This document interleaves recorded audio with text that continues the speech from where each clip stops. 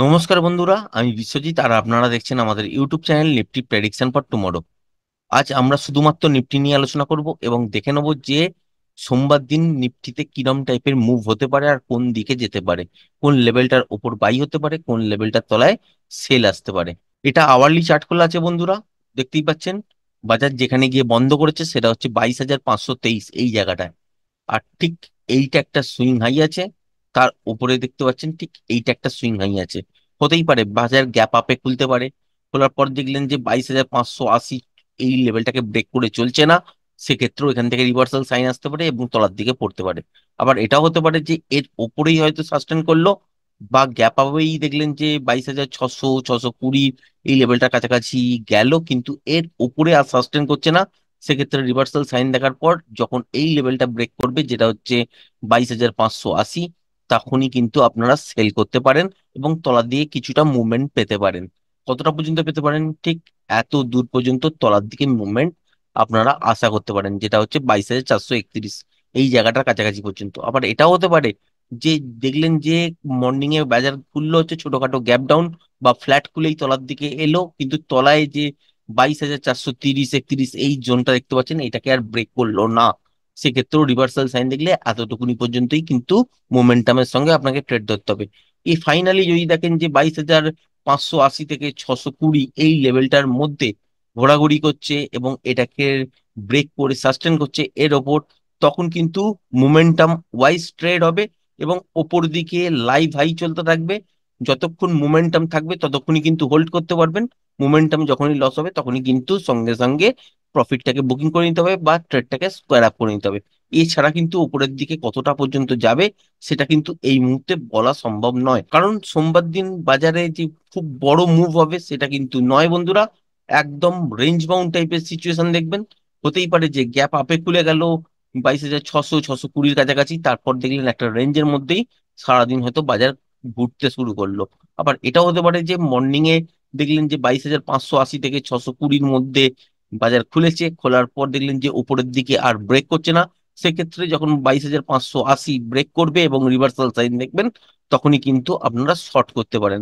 আবার তলার দিকে যদি দেখা যায় যে 22,430 31 এখানে গ্যাপ ডাউন খুলেছে বা ফ্ল্যাট খুলে তলার দিকে এসছে, এখান থেকে স্ক্যালপিং ট্রেড হিসাবে উপরের দিকে 22,580 থেকে 600 620 পর্যন্ত যতক্ষণ মোমেন্টাম থাকবে ততক্ষণই কিন্তু হোল্ড করবেন। আবার যদি দেখা যায় যে গ্যাপ আপে খুলেছে কিন্তু দেখলেন যে 22,620 এই লেভেলটার ওপরে সাস্টেন করছে, সেক্ষেত্রেও বাই করা যাবে। মোমেন্টাম যতক্ষণ থাকবে ততক্ষণই কিন্তু হোল্ড করতে হবে। উপরের দিকে কিন্তু কোনো টার্গেট ইনিশিয়ালি কিন্তু দেওয়া হচ্ছে না। এবার আমরা 5 মিনিটের টাইম ফ্রেমের মধ্যে সুইচ করছি এবং এখান থেকে দেখে নেবো যে কোথায় কোথায় সুইং লো, কোথায় কোথায় সুইং হাই আছে। সেইগুলো দেখেই কিন্তু আমরা ডিসাইড করবো যে কোথা থেকে শর্ট করা যায় এবং স্ক্যালপিং ট্রেড বার করা যায়।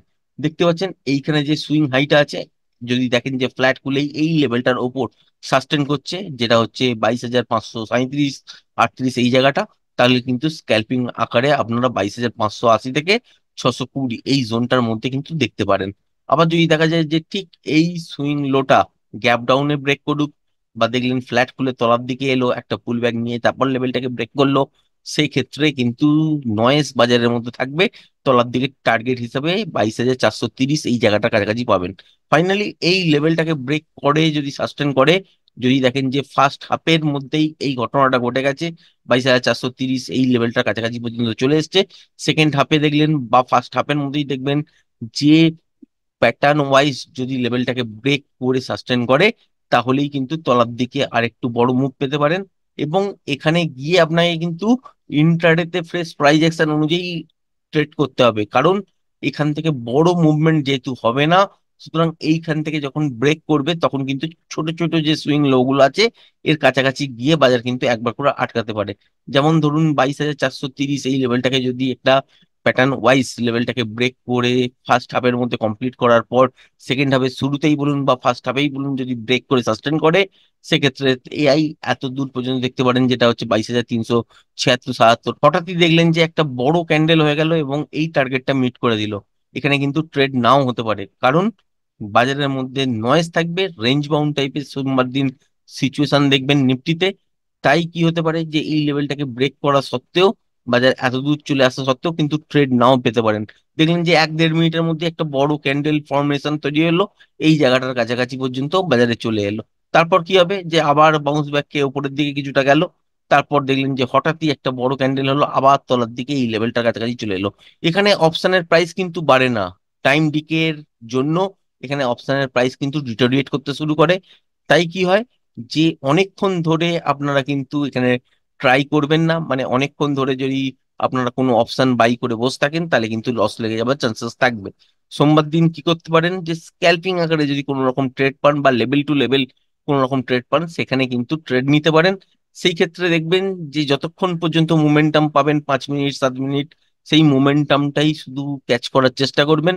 মোমেন্টাম যখনই থাকবে না তখনই কিন্তু বাজারের মধ্যে এন্ট্রি নেওয়ার চেষ্টা করবেন না। আর মর্নিং সেশনে একটু মোমেন্টাম বেশি থাকে, সুতরাং চেষ্টা করবেন যে মর্নিং এর দিকেই যদি কোনো রকম ট্রেডিং সেট আপ তৈরি হয়ে যায়, লেভেল টু লেভেল প্লে করা যায়, তাহলে কিন্তু মর্নিং এই ট্রাই করবেন। বেলা বাড়ার সঙ্গে সঙ্গে নয়েজ বাড়বে, সেখানে কিন্তু এই রকম টাইপের সিচুয়েশন দেখতে পাবেন।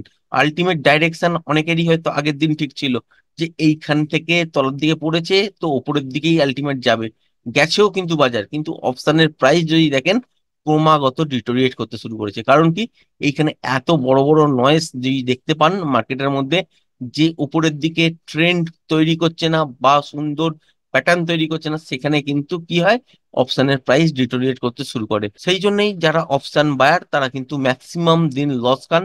মোমেন্টামটাকেই শুধু ধরার চেষ্টা করবেন, বুঝতে না পারলে কিন্তু অ্যাভয়েড করবেন। আশা করি ভিডিওটা পছন্দ হয়েছে। ভিডিওটা যদি পছন্দ হয়ে থাকে চ্যানেলটাকে অবশ্যই লাইক শেয়ার সাবস্ক্রাইব করবেন। আজকের ভিডিওটা এই পর্যন্তই। ধন্যবাদ।